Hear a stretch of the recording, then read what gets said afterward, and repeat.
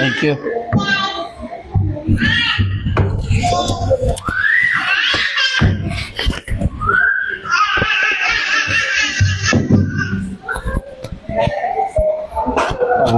Ako'y natutuwa na makita kayo uli. Amen. At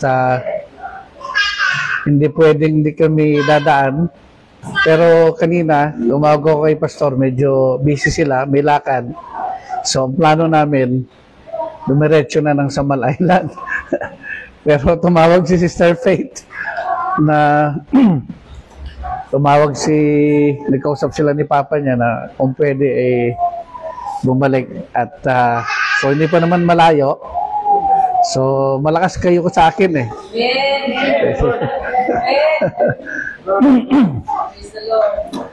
So, maraming salamat sa regalo, Sir G, bagong Bible na Thompson. Thank you so much. No?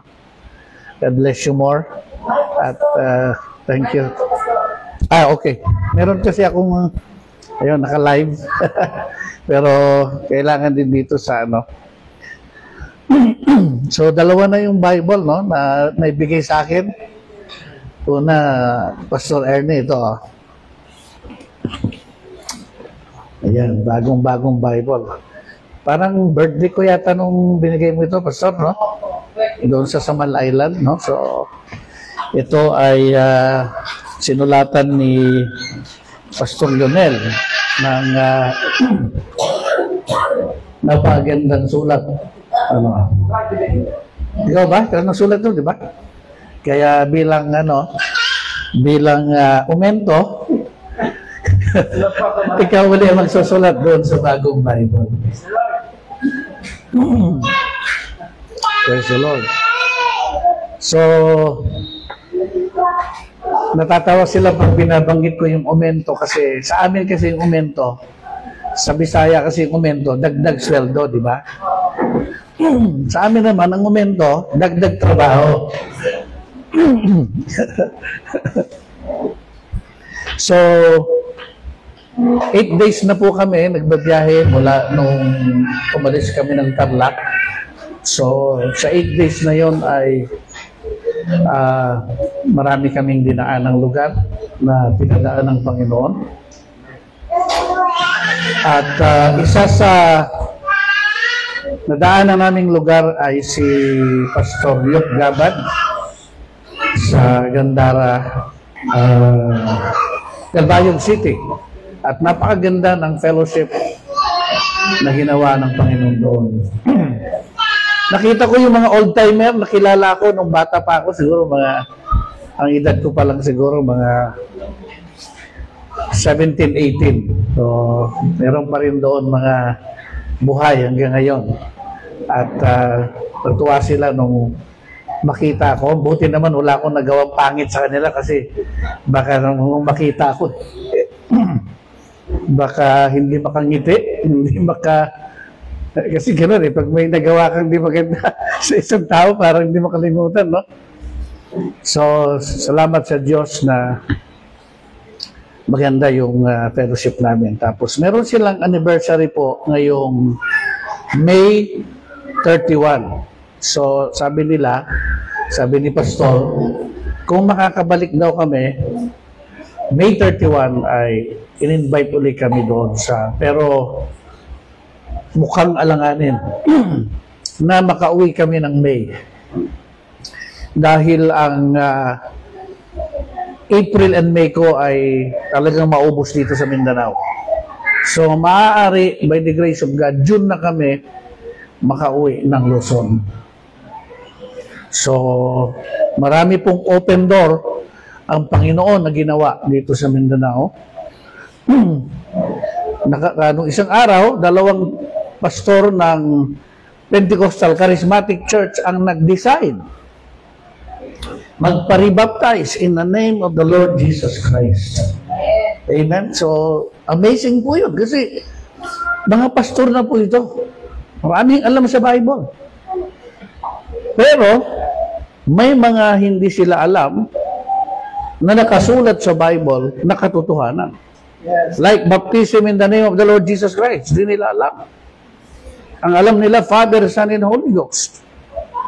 Pero nung marinig nila ang preaching ng Word of God, at saka yung one God, amen, sila'y nag-decide agad, right after the service, to accept the doctrine of one God and to accept the water baptism in the name of our Lord and Savior Jesus Christ. That is the work of God. Sino ba ako, di ba? Para pakinggan ng tao. Sino ba ako para paniwalaan ng tao? Ako'y tao din lang kagaya nila. Pare-pares lang tayo nagbabasa ng Bible. But when you preach the truth, pag ipinangaral mo ang katotohanan at sabi ng prophet, the Holy Spirit is obligated to vindicate the truth. At yung mga taong naghahanap ng katotohanan, kahit na marami na silang alam sa Bible, kung ang marinig nila katotohanan na hindi pa nila napakinggan, God will quicken the seed to life. At kahit pastor pa yan, kahit matagal na siya nagpapastor, kung talagang mahal niya ang Diyos, if you love me, keep my commandments. Susundin niya. Kung sinunod nga nila ang mali, kung nagpailalim sila sa ilalim ng organisasyon na walang katotohanan, how much more pag narinig mo ang katotohanan? Mas lalo mong paniniwalaan at aakapin. Kung yung mali, nagtiis ka. Kung yung mali, pinagtyagaan mo. How much more pag narinig mo ang katotohanan? Mas lalong lulukso ang puso mo. Amen? So yun ang, although hindi lahat ng pastor ay magmamahal sa katotohanan, hindi lahat ng pastor ay tatanggap ng katotohanan, but the predestinated will believe and follow the truth. Amen. Yan ang ating paniniwala dyan. Amen? Hindi sa pagalingan ng pangaral, hindi sa palaliman ng sinasabi, kundi not by might, nor by power, but by my Spirit, saith the Lord. Amen? Doon tayo nangangaral, mga minamahal na kapatid, ng salita ng ating Diyos. So to God be praised, to God be the glory. Sa kanyang ginawang pag-convert at convince sa mga pastor na dinaanan namin sa Surigao. At nagkaroon kami ng meeting pa na pag-uwi ko namin, May 16, Friday, ay magkakanda kami ng Bible Mystery Seminar sa mga pastor sa Surigao. Gusto nilang marinig ang doctrine ng one God at saka ang doctrine ng serpent seed. Amen? At sa May 18, that is Sunday, magkakaroon ng joint fellowship ang 5 simbahan na tumanggap sa message doon sa Surigao. At gusto nilang marinig din ang teaching ng the original sin at saka the serpent seed. So, ang kapurihan sa ating Panginoon, mga kapatid. So, nakita namin ang pagkilos ng Diyos sa aming biyahe na to. As in 2024, nakita namin ang pagkilos ng Panginoon. So, ganun din sa 2025, ay nakita namin ang kamay ng Panginoon, ang kapurihan at kaluwalhatian sa ating mahal na Panginoon Jesus Cristo. Ayun, sa Bislig, may binautismohan kami na isang sister, amen, sa swimming pool. At yun ay nasharean namin last year na nagtatrabaho bilang barista sa cafe. At tuloy-tuloy ang communication, nagsishare ako ng Word of God. At kanina pagdaan namin ay nag-decide na siya magpabaptize in the name of the Lord Jesus Christ. Purihan sa ating Panginoon. Amen. So mamaya po after ng prayer meeting, tuloy din po kami ng Samal. Habol kami ng makatawid ng Samal. So it's good to see Pastor Ernie and family, no? Star Faith and family, kayo din, the church, ng Bride of the Lord Jesus Christ. Amen. Kompleto na to. A Bride of the Lord Jesus Christ, no? Amen. So, purihin ang ating Panginoong Diyos. So, sa hindi pagpapakatagal, kung umawit ng isang awit sa ating Panginoon, hindi naman ako talaga, singer. At hindi rin ako laging umaawit. Ngayon lang ako na pangunahan umawit. So, yung peram ng gitara natin, Brother Rome, no? Amen. So,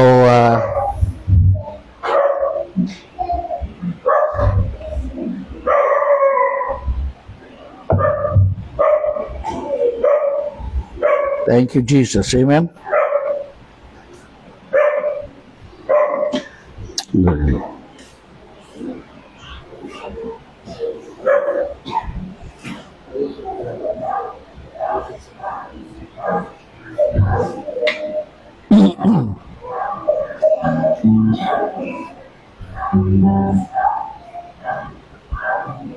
Thank you.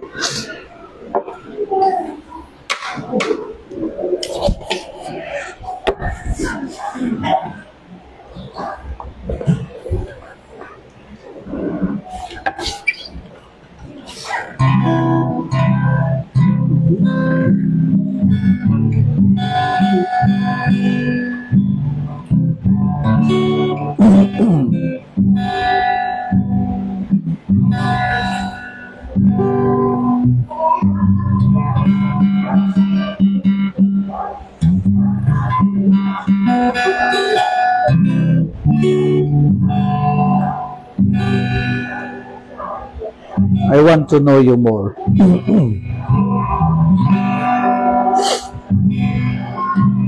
Just the time I feel that I've been caught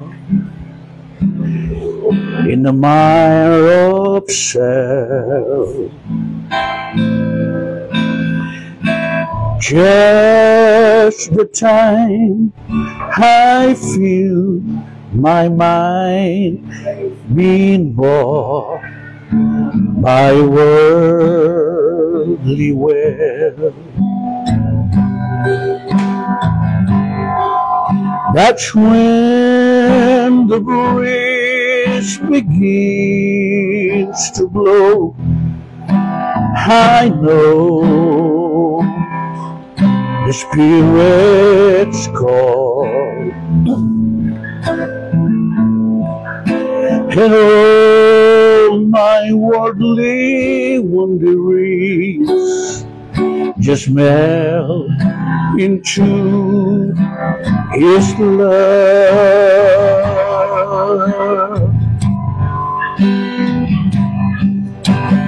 Oh, I want to know you more. Deep within my soul, I want to know you. Oh, I want to know you, to feel your heart and know your mind. Looking in your eyes, tears up within me. Rise that say I want to know you more. Oh, I want to know you more.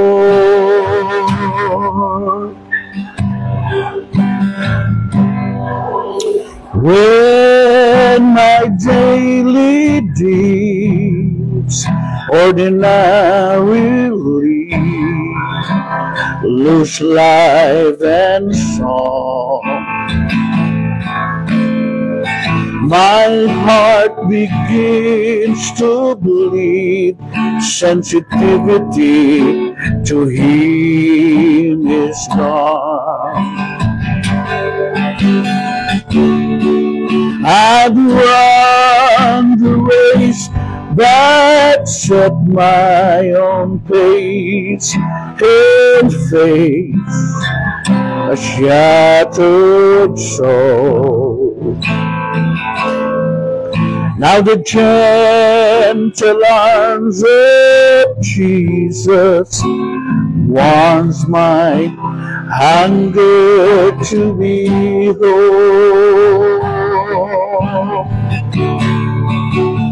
Oh, I want to know you more.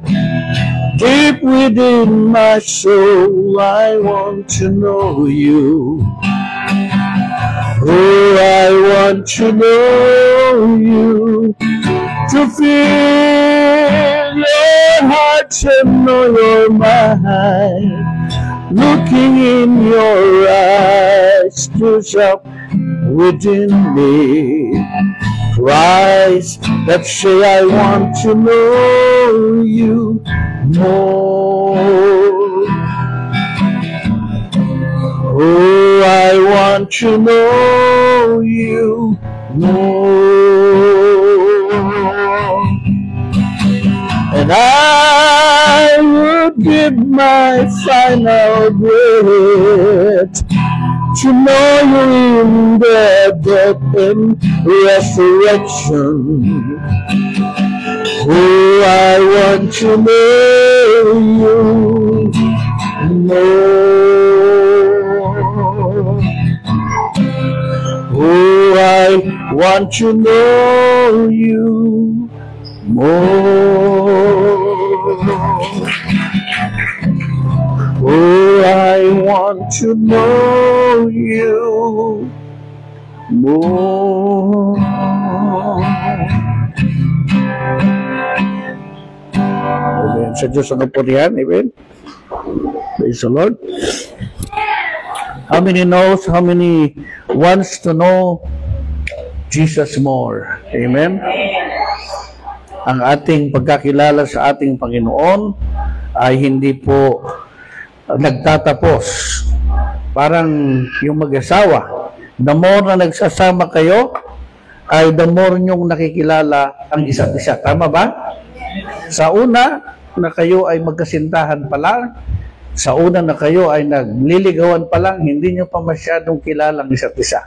Amen? Meron pa dyan mga medyo tinatago na mga ugali, hindi ayaw mo nang ilabas ng isa't isa. Pero tingnan nyo pag mag-asawa na, di ba? Wala nang renda. Talaga, ito todo na. Kung ano talaga yung nature ng isa't isa, ilalabas na. Ano? But we want to know na habang tumatagal ang mag-asawa ay lalong tumatamis. Amen? Ang kanilang pagsasama. Amen. Ganon ba ang nangyayari? Ang mahina yata, amen ha? Parang ganon yata hindi tumatamis dyan ha? Diba? Anyway, magkasama yan. Sweet and sour. Diba? Okay. So, amen. Ngayong gabi ay nakahanda na po ba makinig ng salita ng Diyos? Amen. So, nice kong maging daluyan ng mensahe ngayong gabi. Amen. At so, paki-ready nyo mga notebook nyo at ballpen at cellphone at mag-take note po tayo sa gabing ito ng salita ng ating Panginoon. Okay? So, ang ating aim sa paglilingkod sa Panginoon ay lalong tumatagal, lalo tayong tumitindi. Amen? Habang tayo tumatagal na naglilingkod sa Panginoon, lalo tayong umiinit. Hindi yung kung kailan tayo tumatagal, tinatamad tayo. Pati pag-attend ng prayer meeting, tinatamad tayo. Pati pag-simba sa linggo, tinatamad tayo. Pati pag-pray, tinatamad tayo. Pati pagbabasa ng salita ng Diyos, tinatamad tayo. Amen? Kung kailan tayo tumatagal, tinatamad tayong humayo, mag-soul winning, mag-share ng Word of God. Hindi dapat ganon. Remember, ang laban ng Panginoon sa Ephesian Church says, thou hast left thy first love. Iniwan mo ang iyong unang pag-ibig. Kaya ang sabi ng Panginoon, gawin mo ang una, sabi niya, sapagat nanlamig na ang mga tao sa uling mga araw.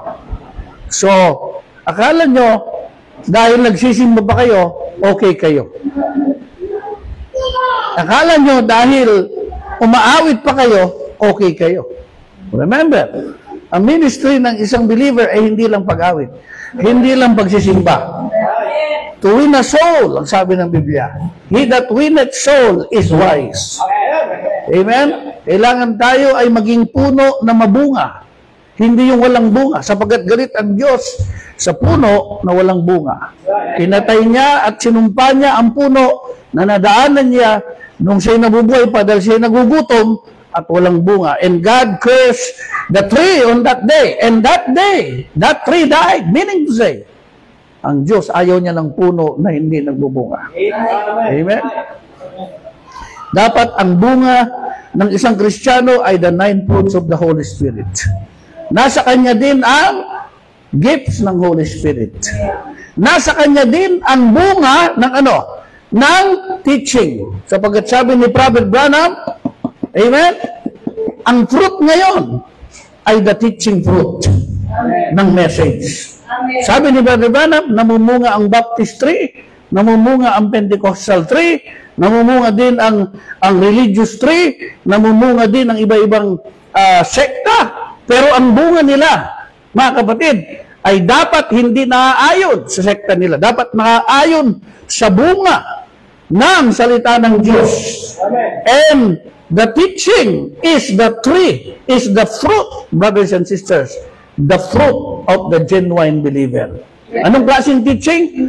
Teaching na puro at dalisay, walang halo, walang dagdag, walang interpretasyon, misplacing, distorting ng scripture, kundi word by word, line upon line, precept upon precept, here a little, there a little. And let every word be established. Mga kapatid, at kailangan natin ng mga preacher sa likod ng pulpito na nagtuturo ng totoo at tama. Hindi ng doktrina ng kanilang natutunan sa kanilang organisasyon at reliyon na nagiging cause ng division ng mga end time at mga message believer. Kundi yung purong mensahe ng salita ng Diyos at ng propeta, dovetailing, brothers and sisters, at yung nag-ipakain sa nobya ni Kristo. Upang ang nobya ni Kristo ay maglihi at magbuntis ng salita ng Diyos. Amen? At anong ipaglilihi at ipagbubuntis mo? Word of God. Amen? Hindi ibig sabihin nasa loob ka ng simbahan ang ibinubuntis mo Word of God. Baka ang ibinubuntis mo kasalanan, unbelief, murmurings, divisions, rebellion. Maraming ganyang Kristiyano nasa loob ng simbahan. Pero ang ipinaglilihi nila ay unbelief at contrary to the Word. Dapat ang isang genuine believer, siya'y nagbubuntis ng salita ng Diyos. Siya'y nanganganak ng bunga ng Espiritu Santo. Hindi kaguluhan, hindi kalituhan, hindi inggit, hindi selusan, hindi tampo, hindi away. That's not the fruit na sinasabi na dapat makita sa isang punong kahoy ng ating Panginoong Hesus Kristo. Mga minamahal na kapatid. And ang Holy Spirit lamang makagagawa niyan. The preacher will preach the Word, but the Holy Spirit will vindicate the Word preached to the people. Amen? To God be praised, to God be the glory. Hallelujah. Amen. So ang message natin ngayong gabi ay pamamagatan po nating the nine condescendings of God. Amen. Praise the Lord. The 9 condescendings of God, at meron po ito subtitle, mga kapatid, no? Ang subtitle po nito ay The 7th condescending of God. Amen? So yan po ang ating message tonight. Ang siyam na pagbaba ng Diyos, at ang ating subtitle ay ang ikapitong pagbaba ng Diyos. Imagine, mga kapatid, when I was reading the message of the hour, nung ako po ay nagbabasa ng mensahe, ipinakita sa akin ng Holy Spirit habang nagbabasa na ang Diyos pala natin ay meron siyang siyam na beses na pagbaba sa lupa. 9 times siyang bumaba sa lupa. Ayon sa record ng Bible. Amen? Amen. And I believe na ang Holy Spirit ang nagpakita ito sa akin dahil ang nais ng aking puso ay maituro ang tama at totoo sa tunay na nobya ni Kristo sa huling mga araw. Amen? So dito sa Bible, nung ipakita sa akin ng Holy Spirit through the Bible and message na meron palang siyam na pagbaba ang Diyos sa lupa. Amen? 9 times siyang bumaba. Kaya ang title ng message ito, 9 condescendings of God. Pero nasa pang-7 na tayo. So kung gusto niyo pong mapakinggan yung 1 hanggang 6, nasa live po ng Bride of the Lord Jesus Christ. Ang 1 condescending hanggang 6 condescending nito. At yung 6 po na ipangaral ko sa Calbayog City noong Sunday. Amen? So, nalid ako ngayon sa inyo mga kapatid na talakayin ang ikapito. Alright. So, nais kong isa-isahin muna bago natin basahin ang teksto. What is the first condescending of God? Sa tingin nyo, ano ang unang pagbaba ng Diyos? Amen? Sapagkat ang sabi ng prophet, ang Diyos ay pababa ng pababa mula sa anyong Espiritu Santo. Tama? John 4:24. Amen. Anong nakasulat sa John 4:24 mga kapatid? If you're reading your Bible. God is a Spirit. At anong sabi ng Luke 24:47? Ang Espiritu ay walang laman at buto. So yan ang original na anyo ng Diyos, ng ating Diyos. Tama?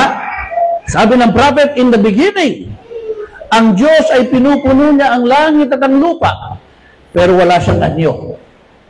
Wala siyang form. But He fills all the universe and the space.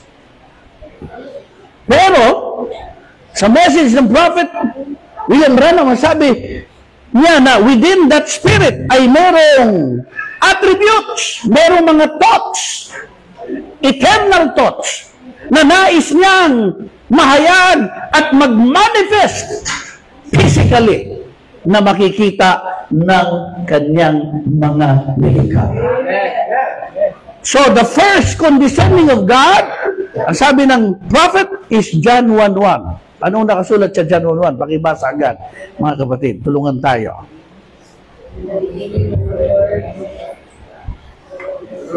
Sinong gustong bumasa? Bumasa lang po ng malakas.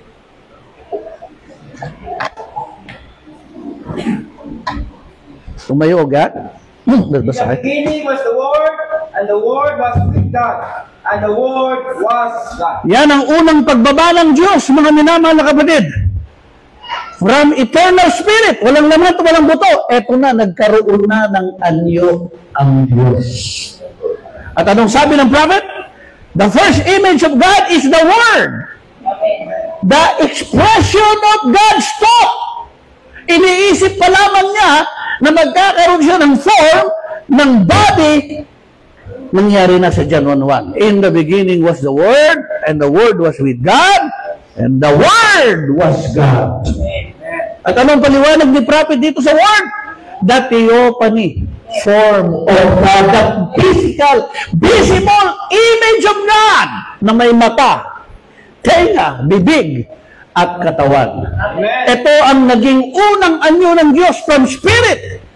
It becomes a theophany. Amen. At ginamit ni Brother Branham ang term na God and Morphe, God who changed His mask. Nagpalit ng anyo ang Diyos, nagpalit ng maskara. From being eternal spirit, no flesh and blood, now He becomes a theophany. Amen. Amen? At sabi ni Moses, let me see your glory. Amen? Gusto kong makita ang iyong mukha. Anong sabi ng Diyos kay Moses? Magtago ka sa biyak na bato. Dadaan ako. Pero hindi mo makikita ang aking mukha. Ang makikita mo ay aking likurang bahagi. Amen. Sabi ng Bible, ang sabi ni prophet, ang nakita ni Moses ay back part of a man. Likuran ng tao. See that? Diyan, bumagsak ang theology ng INC. Hindi na pwede magkatawang-tawang Diyos. Binigyan nila ng limitasyon. They are wrong. There is no limitation with God, my brothers and my sisters. He can do what He will. He can do what He wants. There is nothing impossible with God. Amen? Kaya yun ang una niyang manifestation. God and Morphe in theophany. Nakita siya ni Moses. At ang pangalawa, nagpakita siya kay Abraham sa anyong Melchizedek. Anong sabi ng Biblia? Sinalubong ni Melchizedek si Abraham pagkatapos sa gera. At sila'y nag-communion. At nagbigay pa ng tithes si Abraham kay Melchizedek. Anong sabi ng Biblia sa Lumang Tipan? Si Melchizedek ay kataas-taasang saserdote ng Diyos. Sa Lumang Tipan yun.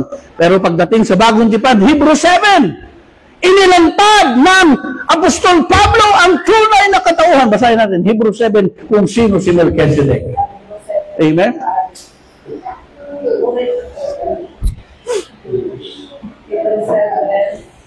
1 to 4. Go ahead.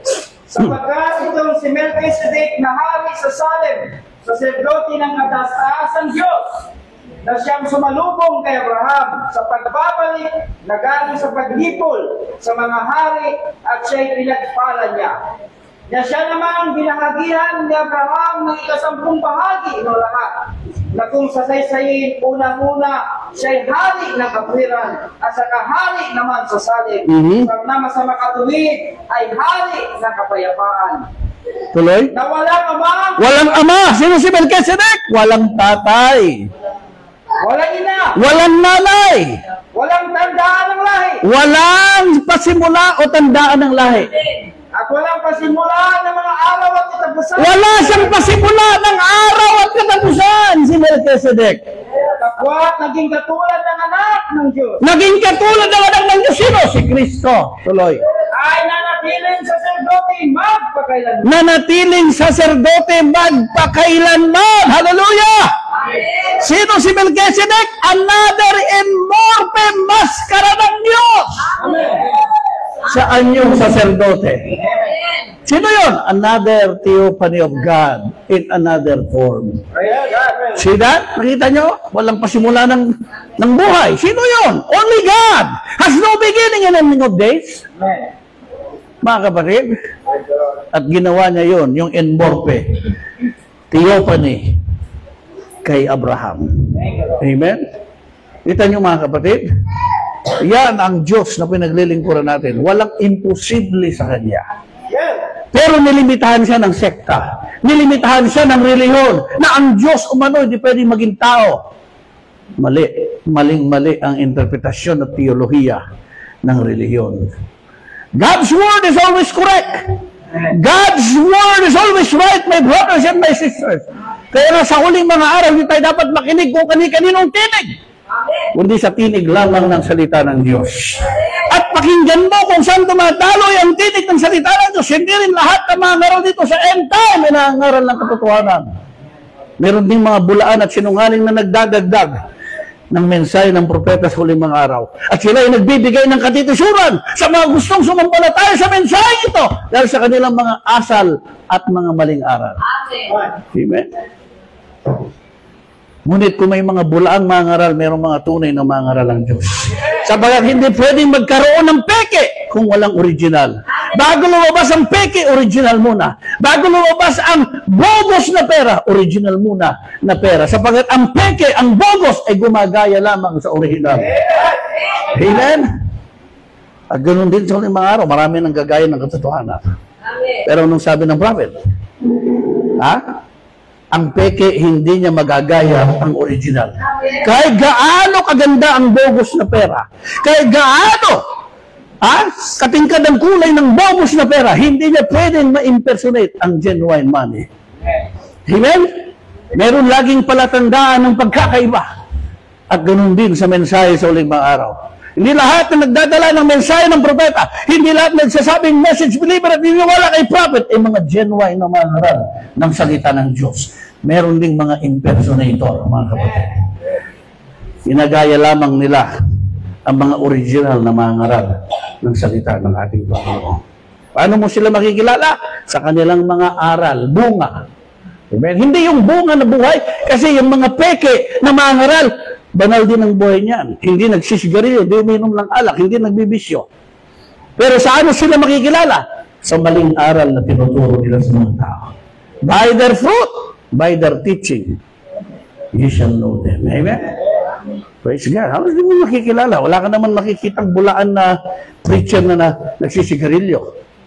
Wala kang bulaan ng mga ngaral na nagtuturo ng tulod na nakahubad dyan at uminom ng alak sa kanto. Nagsisimba rin yung paglinggo. Amen? Nakalong sleeve din yung paglinggo. Dala-dala Bible. Amen? Nagtuturo yung kabanalan sa mga membro. Pero pagdating sa pagtuturo ng salita ng Diyos, mali-mali ang turo nila. Doon nyo titingnan, mga kapatid. Amen? I hope mabigat yun, pero yun ang katotohanan, mga kapatid. Solid. To God be praised, to God be the glory. Amen? So, anong unang ginawa ng Diyos? Pinalabas niya muna yung kanyang physical form. Pinalabas niya muna yung kanyang theophany. Pinalabas niya muna yung kanyang katawan na may mata. Bakit? Gagawa kasi siya ng tao. Kailangan niya ng molde. Kailangan niya ng pattern. Kailangan niya may pagkopyahan. At nung mailabas na yung theophany, doon pumasok ang Genesis 1:26. Let us make man in our image. Bakit? Dalawa ng larawan ng Diyos.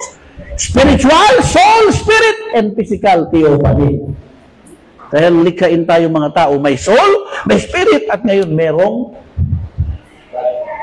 katawan. Kita nyo? Kasi yun ang image ng Diyos. May spirito siya, meron siyang katawan. Alam nga naman nung nilikhain tayo puro spirito, walang katawan. We are created in the image of God. Amen? Kita nyo yung ginawa ng Panginoon. Napakagaling niya talaga. Amen? Nung mabasa ng Trinitarian, yung let us make man, nag-interpret agad sila, uy, tatlo. Nung mabasa ng mga ibang sekta, yung let us make man, uy, dalawang persona. No. Ang tinutukoy doon, yung another God in morphe image ng Diyos na dati siyang espiritu, ngayon ay meron na siyang katawan at anyo. Amen. Yan ang isang kaguluhan ngayon sa mga nagbabasa ng Bible. Pinagtatalunan yung Genesis 1:26. Pagkatapos, ayaw nilang ituloy sa Genesis 1:27. Kasi sa Genesis 26, plural form ang lumalabas. Kasi nga, spirit at saka body. Gagawin ng tao. Dahil yun ang anyo ng Diyos, spirit and body. Pagdating sa 27, pakibasa, Genesis 1:27, kung dalawa lumikha.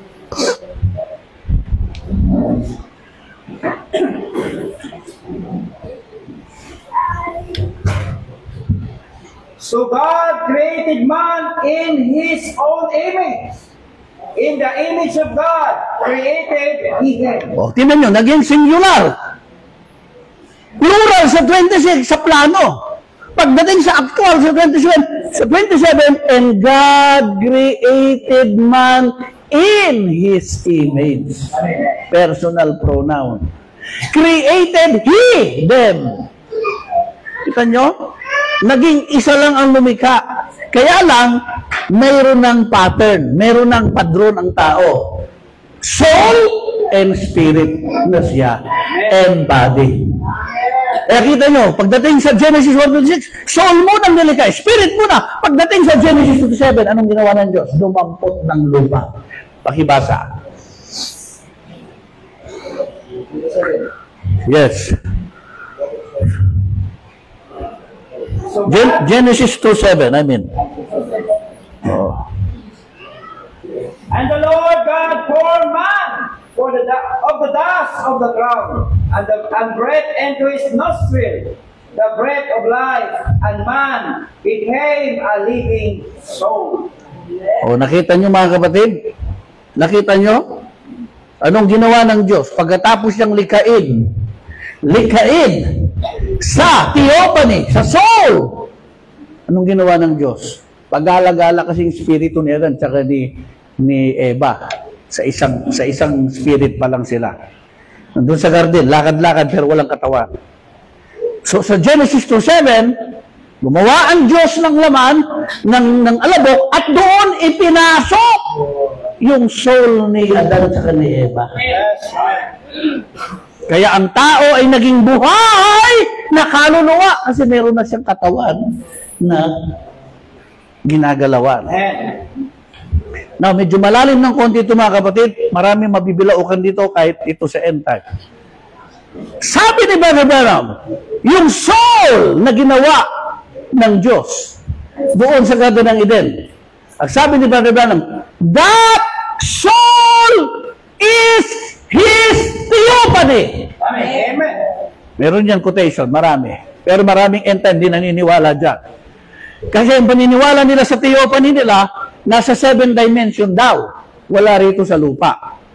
Nalilito sila, nagugulo sila sa mga statement ng prophet kasi may sinasabi ang prophet na mayroong theophany doon na pag namatay tayo, pupunta tayo. Tapos may mababasa sa statement ng prophet na yung soul natin ay ang ating theophany. Kaya kung wala kang revelation, malilito ka, magugulo ka. Lumalabas na kung yung soul natin ay theophany, tapos meron pang theophany doon, dalawa na.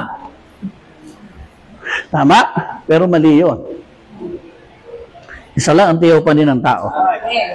Yung soul natin. Theophany ang tawag ni prophet yan. The man, the soul that was in the man is his theophany. Sabi ng prophet. Basahin nyo, search nyo. Amen? Kaya lang, yung katawan ng tao sa Genesis 2:7 nahulog. Naging flesh, sabi ni prophet. God created the flesh of Adam. Yung katawan ni Adam, hindi theophany. Pero yung soul ni Adam, yun ang theophany. Yung katawan niya, flesh. Read it. Basahin nyo mga kapatid. Nandyan sa message yan. If you really believe the message of the hour. Si Adam, yung kanyang soul, yun ang kanyang theophany partial. Yung body niya, hindi theophany, flesh.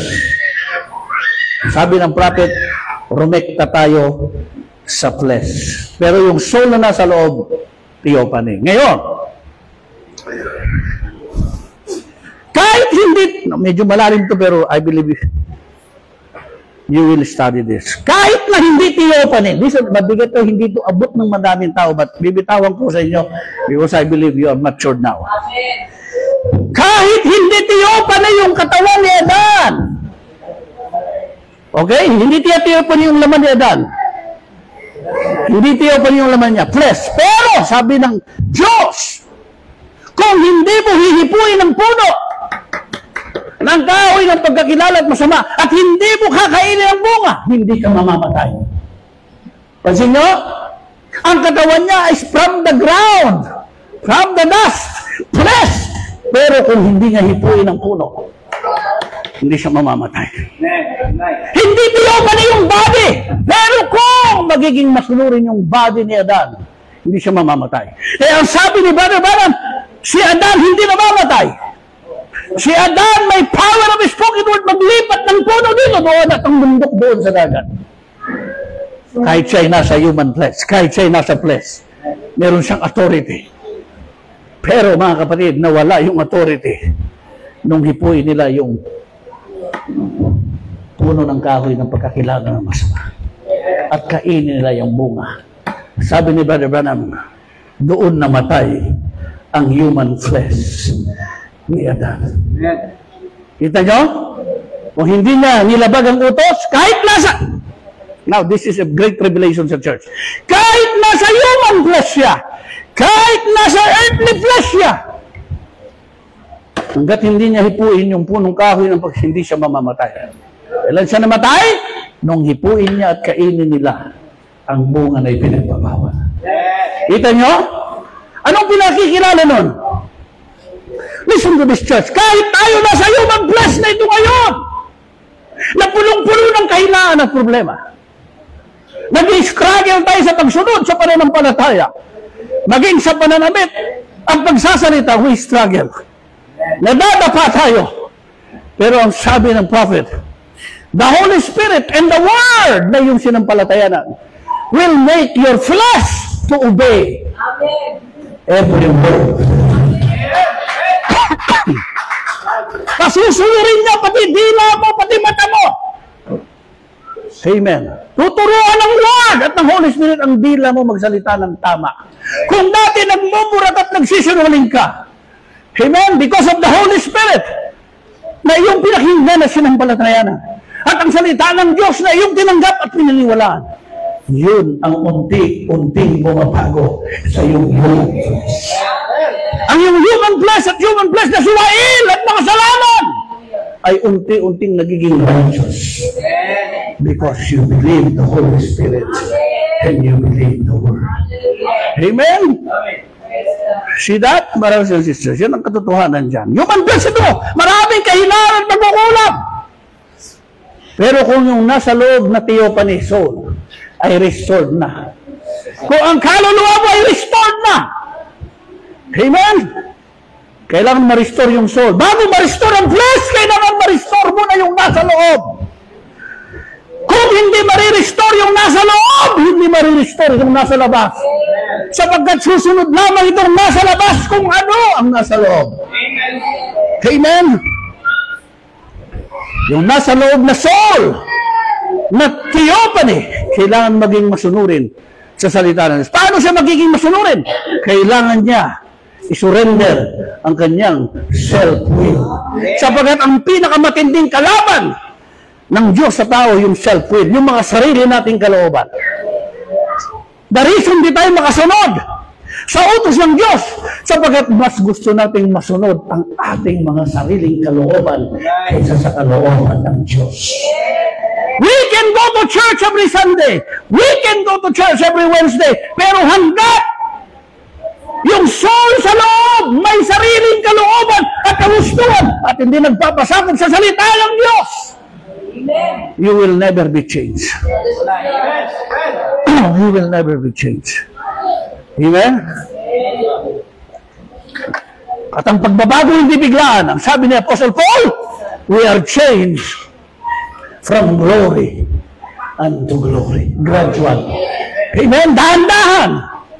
Maging ang stage of the perfect man. Dahan-dahan. Magsisimula sa faith. Then, dadagdagan mo ng virtue. Then, dadagdagan mo ng temperance. Then, dadagdagan siya ng Holy Spirit, ng patience, godliness. Dahan-dahan siya. Hindi biglaan. Ang pagbabago ng isang tao. Amen? Dahan-dahan siyang binabago ng Panginoon from glory unto glory. Blessed be the name of the Lord. Nakita niyo mga kapatid? Right. Pagkatapos gawin ng Diyos ang theophany, John 1:1, in the beginning was the Word, and the Word was God, and the Word was God. Anong ginawa ng theophany? Anong ginawa ng logos ng Word? Colossians 1:16-17, pakibasa natin. Amen? Colossians 1:16-17. 15 muna, 15. Na siya ang larawan ng Diyos na di nakikita, ang panganay ng lahat ng mga nilalang, sapagkat sa kanya nilalang ang lahat ng mga bagay, sa sangkalangitan at sa sangkalupaan, na mga bagay na nakikita at ang mga bagay na di nakikita, maging mga luklukan o mga pasakot o mga pamunuan o mga kapangyarihan, lahat ng mga bagay ay nilalang sa pamamagitan niya at ukol sa kanya. Kita nyo? Bago siya naglalang ng langit at ng lupa, nauna muna yung theophany. Nauna muna yung God in morphe. Nauna muna yung kanyang image. Yung kanyang physical form bago siya lumikha ng sangkalupaan at sangkalangitan. Amen. Kaya ang John 1:1 ay produkto yan. Ang Genesis 1:1 ay produkto ng John 1:1. Pakibasa, Genesis 1:1. In the beginning, God created the heaven and the earth. Nakita nyo, Genesis 1:1, Colossians 1:16-17, siya inauna sa lahat ng bagay at bago lumikha, siya muna! Yung theophany, John 1:1. Amen. Then theophany, John 1:1, created Genesis 1:1 and Colossians 1:16-17, my brothers and my sisters. Napagkamalan ito ng mga Jehovah Witness, 2 person. Napagkamalan ito ng Trinitarian, 3 persona. No! It is God in morphe changing His form into another form. Hindi another person, the same person changing His mask. Amen? Blessed be the name of the Lord. Yan ang tunay na understanding ng Godhead sa huling araw. Hindi oneness, hindi Trinity, one God. Iba ang one God sa oneness. Iba ang Trinitarian sa one God. Iba ang one God sa Trinity. Ang one God hindi Trinity. Ang one God hindi oneness. Ang one God ay mono with 3 attributes of the same God. God above us. He changed His mask. God with us, Jesus Christ. He changed His mask, become the Holy Ghost. God in us. Amen. Nagpapalit-palit siya ng maskara. Amen? To God be praised, to God be the glory. Anong ikalawang kondisyon din ng Diyos? John 1:14. Amen. And the Word was made flesh and dwelt among us. Yan na. Yan ang second condition din ng Diyos. Amen? From theophany, bumaba naman siya mas mababa sa theophany. This time, may kamatayan ang kanyang maskara. Sa theophany, wala siyang kamatayan. Sa theophany, wala siyang limitasyon. Pero dito sa verse 14 ng John 1:1, meron siyang kamatayan. Nakaramdam siya ng hirap, gutom, luha, paghihina, sapagat siya ay nakitulad sa tao. Kung anong nararamdaman ng tao, naramdaman niya. That is the second condescending of the living God. Bakit? Siya naging tao. Hebrews chapter 2 verse 14. Dahil ang mga anak niya may laman at dugo, siya rin naman ay nakitulad sa kanila upang sa pamamagitan ng kanyang kamatayan sa laman ay matubos niya tayo sa kasalanan. Kaya sabi ng mga ibang sekta, paano naging Diyos si Kristo? Namatay! Yan ang mga nagbabasa ng Biblia na aanga-anga. Hindi alam kung bakit daw namatay si Jesus. Kini-question.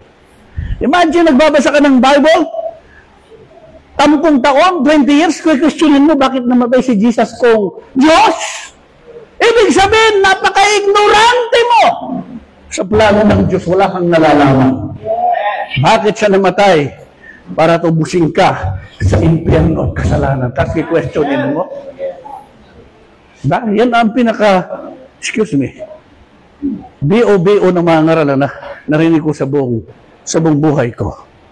Ang questionin mo, ang kamatayan ni Kristo. Bakit daw Diyos namatay? Hindi mo ba alam? Bakit lang siyang mamatay? Dahil nasubsubday sa kasalanan, walang makapagliligtas sa atin kundi ang Diyos lang na magkakatawang tao. Amen. Amen? Nandiyan po ba kayo mga kapatid? Amen. Bakit siya nagkaroon ng second condescending? Because the first creation fell. Nahulog sa kasalanan ng unang original na kasalanan. Nalaglag. Inilaglag ni Adan at saka ni Eva ang creation. Kaya siya nagkatawang tao at nakitulad sa tao. Hindi matutubos ang first creation kung hindi siya makitulad sa atin. Amen? That is the purpose of the second condescending. And what is the third condescending of God? John 14 verse 16 to 18. Pakibasa mga kapatid. And I will pray the Father, and He shall give you another Comforter, that He may abide with you forever.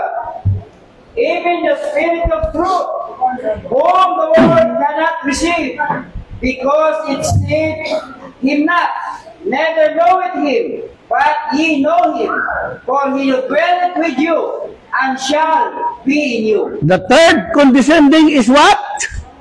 The baptism of the Holy Spirit into the soul. Para tubusin ang kaluluwa ng tao. Ang theophany ng tao na nahulog sa kasalanan, kailangan siyang ma-redeem, kailangan siyang tubusin. At matutubos lamang itong soul na to, sabi ni Barbanam, kapag tinanggap nito ang baptism ng Holy Spirit sa kanyang puso. Dahil ang puso ng tao madumi, maitim, makasalanan. Kailangan dito sunugin at dalisayan ng dugo ni Kristo. Kailangan tulugasan ng salita ng Diyos tuwing Linggo at Miyerkules. At kailangan itong sunugin ng Espiritu Santo tapoy para maging bago. Amen. Hindi nababago ang tao na hindi nagkukonfess ng kanyang kasalanan araw at gabi bago siya matulog. Hindi nababago ang tao, hindi nagsisimba at nakikinig ng salita ng Panginoon. Hindi nababago ang tao na hindi tumatanggap ng baptism of fire sa kanyang kaluluwa. Because God is a consuming fire. Amen. Amen. Doon natutubos ang isang taong marumi at makasalanan sa tatlong proseso na yon.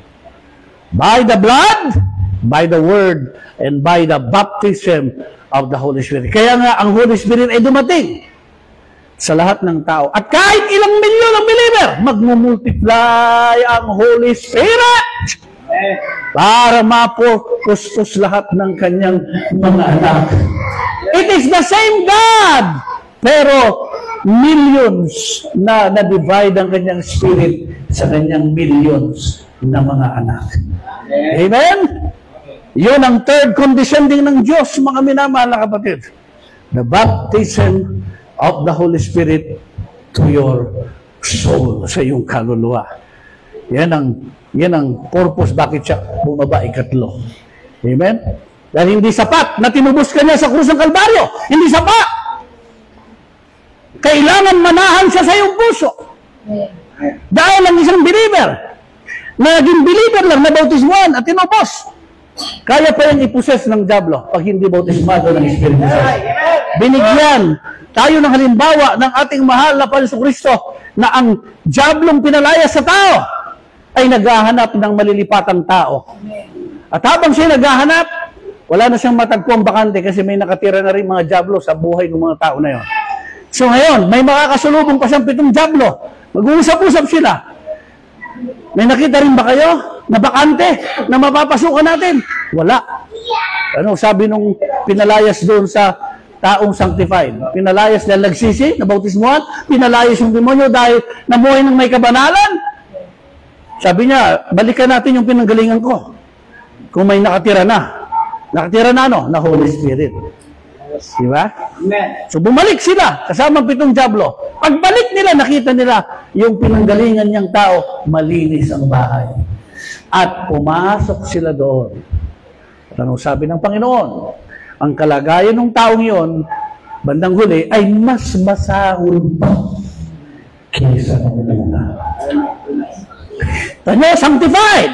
Justified yung tao, pero binalikan ng diablo na nagsama pa ng 7. Kaya nung balikan, yung tao na yon ay naging mas masahol pa siya kaysa sa una. Amen? Kagaya ni Judas, ginastify, sinantify ng Diyos, pero hindi pinanahanan ng Espiritu Santo. Kaya si Judas ay napasok pa ng diablo. Yes. Pinatawad si Judas, pinatawad. Binanal ba si Judas? Binanal si Judas. Binigyan pa ng gift, ang sabi ng Biblia si Judas. Pero, hindi siya tinahanan ng Espiritu Santo. Sabi ng prophet. Kaya nung balikan siya ng Espiritong pinalayas ni Kristo sa kanya, nagsama pa ng 7 dobling diablo tumira kay Judas. Kaya ang ginawa ni Judas, pinagbili niya si Kristo, pinagkanulo niya si Kristo, at pakamatay sa puno. Kita niyo mga kapatid?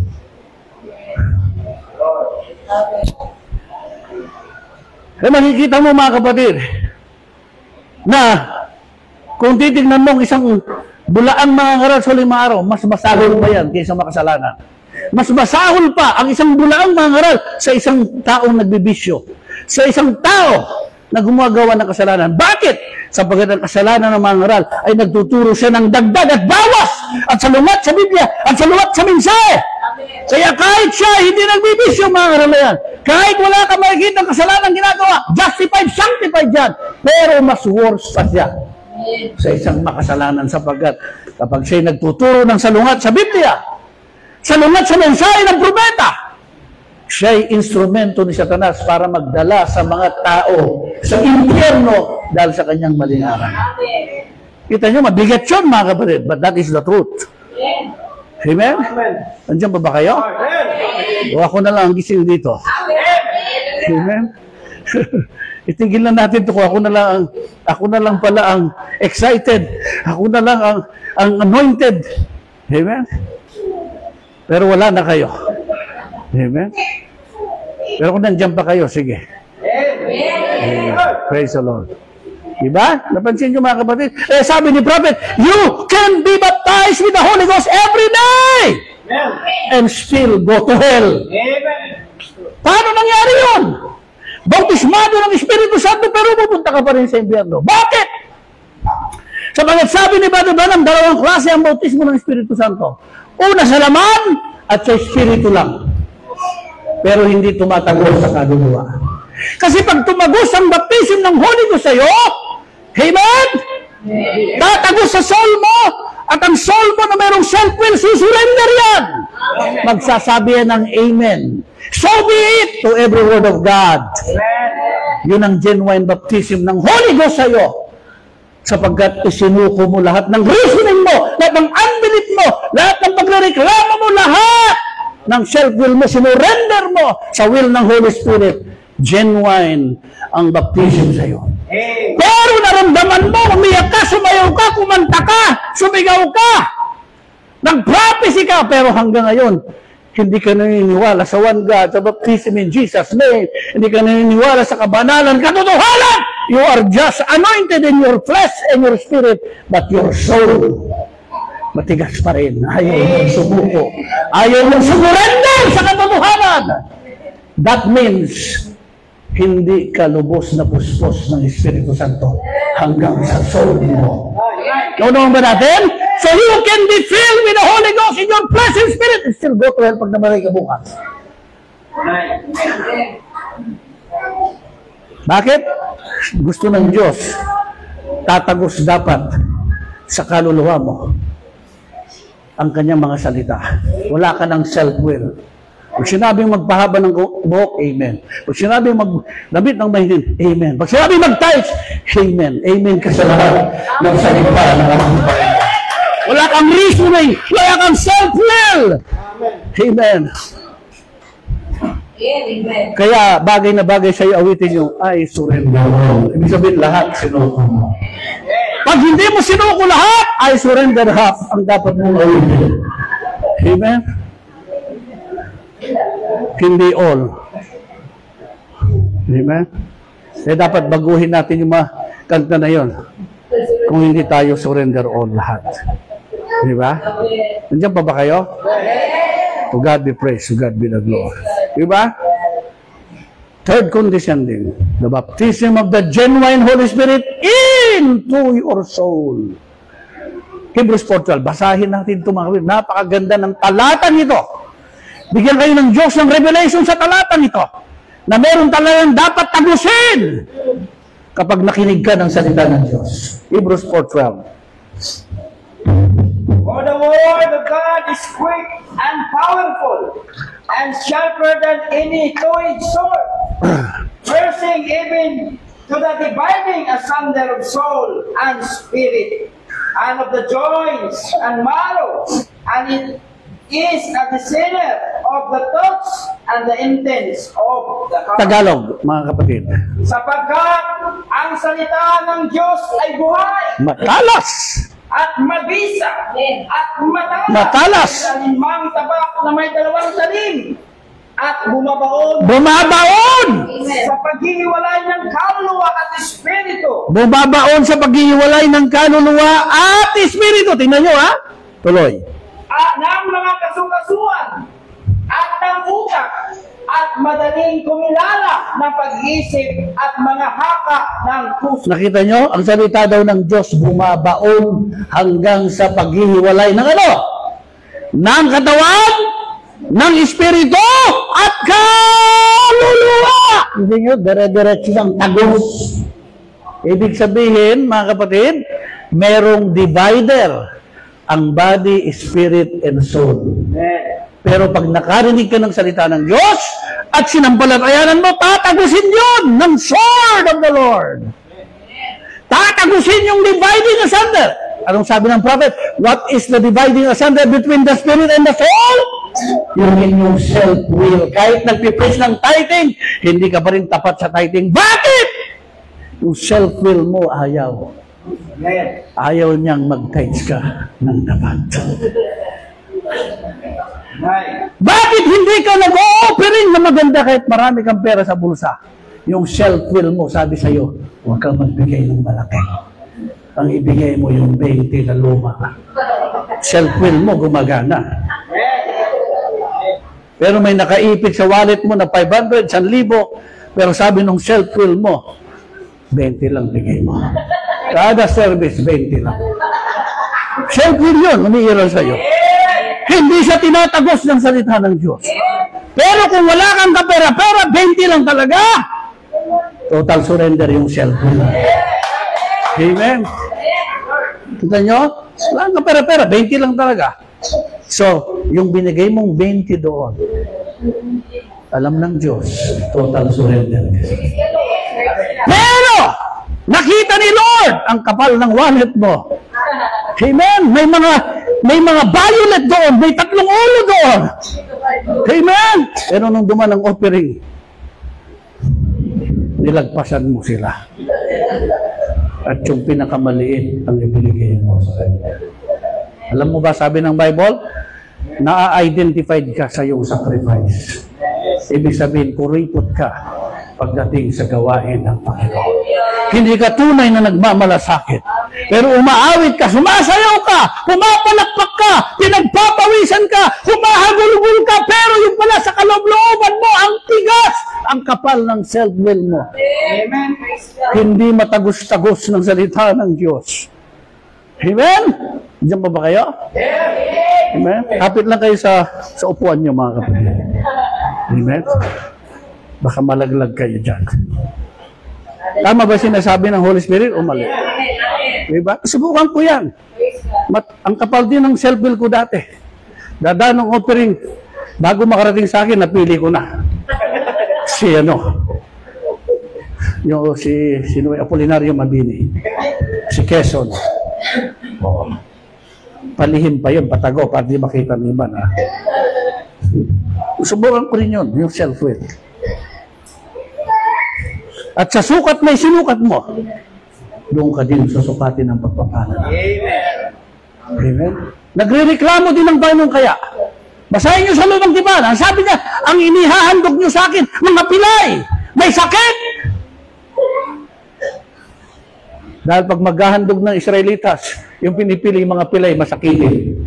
Pinibigay sa pare para sunugin. Yung matataba, doon lang kayo. Sa inyong Panginoon, walang natatago sa Kanya. Amen. Amen. Amen? Walang natatago sa Kanya, mga kapatid. See that? Pera lang yon. Pero hindi yung pera ang problema. Yung self-will mo ang may problema. Amen. Amen? So, gaano ka-surrendered ang self-will mo ngayong gabi? Tinatagos ba yan ang baptism ng Holy Spirit, ng Word of God? Kapag hindi yan tinatagos, bautismado ka nga ng Espiritu Santo sa laman ng Espiritu, pero pupunta ka pa rin sa impyerno pag namatay ka. Bakit? Kita ng Diyos, hindi ka total surrender. Gusto mo ba yun? Sisimba ka? Pero pagkamatay mo, pupunta ka sa impyerno? Napipil mo yung Holy Spirit. Nangingilabot ka sa church. Pero ang tigas ng self-will mo, hindi kayang basagin ng salita ng Diyos at ng Holy Spirit. Lagi ikaw ang nasusunod. Hindi ang salita ng Panginoon. Amen? Amen.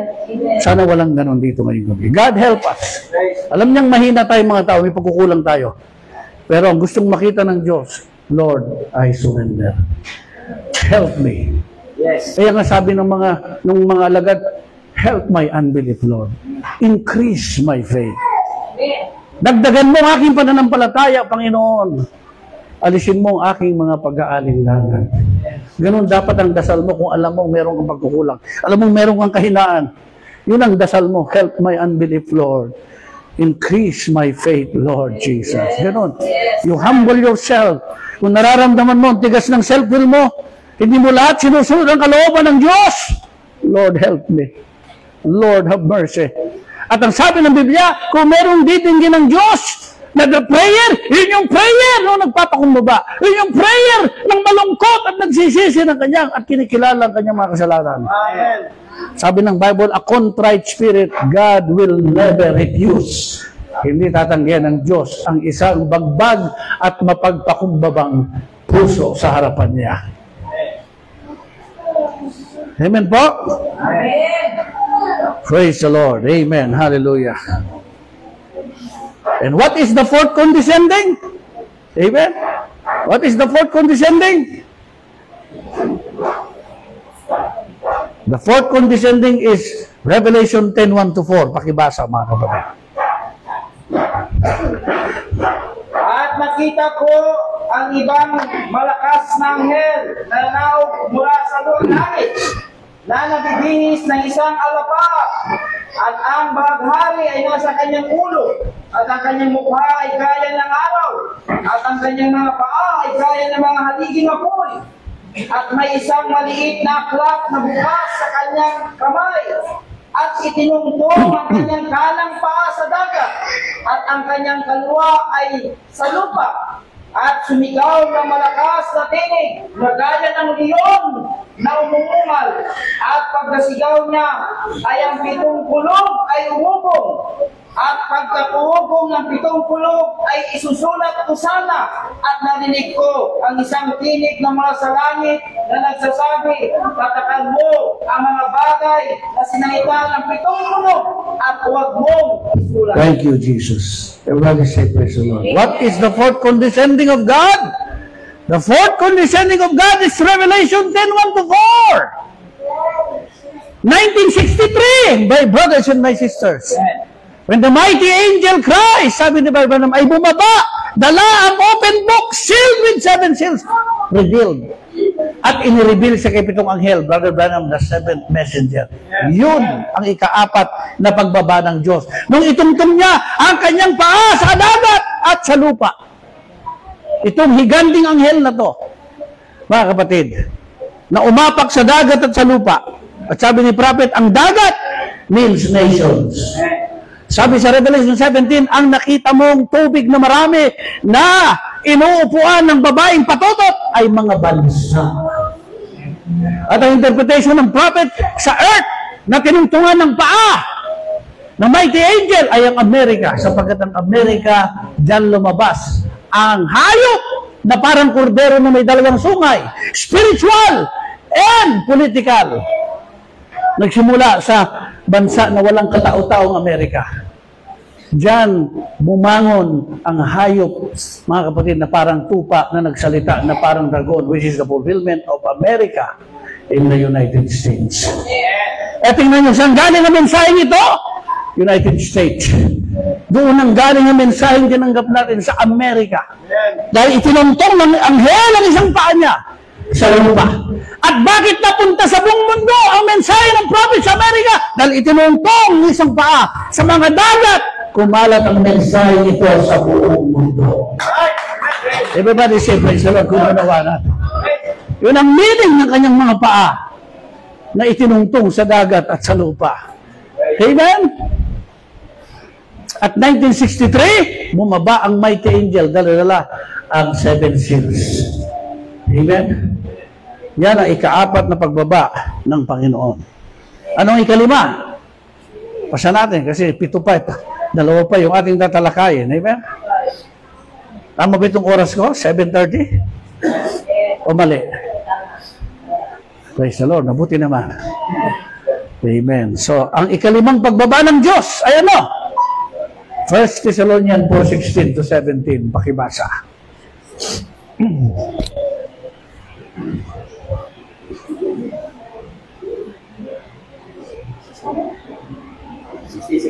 Yes. Sapagkat ang Panginoon din ang bababang mula sa langit na may isang sigaw, may isang tinig ng arkanghel at may pakakak ng Diyos. At ang nangamatay kay Kristo ay unang mga bubuhay na magbuli. Kung magkagayoy, tayo'y nangabubuhay na nangakatitira ay aagawin kasama nila sa mga alapaap upang salubungin ang Panginoon sa hangin at sa ganito'y sa Panginoon tayo magpakailanman. What is the 5th condescending of God? The rapture. Ang ika-5 pagbaba ng Diyos. Pero nung sabi ng Bible, dyan lamang siya sa alapaap, bababa. Hindi siya tutungtong sa lupa. Amen. Tayo, ang angat at sasalubungin ng Panginoon sa kalangitan. Yan ang 5th condescending, the rapture of the church. Yan ang pagbaba ng mga celestial at theophany sa souls under the altar. Para balutin uli. Now listen to this church. There's a great revelation here. Kung paano binalo ang theophany, ang soul ni Adan, sa Genesis 1:26, binalot ng alabok sa Genesis 2:7. Ganon din ang mga souls under the altar ng mga bride na naghihintay at sumisigaw ng haulong. Yung mga nauna sa atin, sumisigaw ng haulong. Amen? How long, Lord, na bababa ka sa iyong trono at bigyan kami at balutin kami ng bagong katawan na mula sa alabok? Uulitin ng Diyos ang Genesis 2:7. Hindi niya uulitin ang Genesis 1:26 kasi tapos na yon. Ang uulitin ng Diyos ang Genesis 2:7. Babalutin uli ng alabok ang mga kaluluwa ng mga nasa ilalim ng altar. This time, alabok na wala ng kamatayan, alabok na wala ng kasiraan, at hindi galing sa sexual intercourse. But from the hand of God, from the dust of the earth, dadamputin uli ng Diyos yung mga 16 elements na galing sa katawan natin ito na nabulok. By the power of the cosmic light of the Holy Spirit, dadamputin yun, bubuwi uli. At doon ipapasok uli ang mga theophany at celestial soul natin into that new glorified body. Sabi ni Brother Branham, theophany is a glorified body. Dahil ang theophany ay kombinasyon ng soul at katawan na walang kamatayan. Ang soul na walang katawan na kamatayan, theophany pero hindi kumpleto. That's why sabi ni Brother Branham, pag namatay ka ngayon, maghihintay ka sa souls and realms, hindi ka kumpleto. Hindi ka perfect. You're not in your right state. Kaya sigaw ng sigaw ang mga nandoon ng how long. Nainip na sila. Bakit? Nakatingin sila doon sa nakaupo sa trono sa 7 dimension. Kung kailan tatayo. Dahil alam nila pag tumayo yun, hallelujah, babalutin na ng Genesis 2:7 uli ang mga soul, celestial theophany body sa souls under the altar.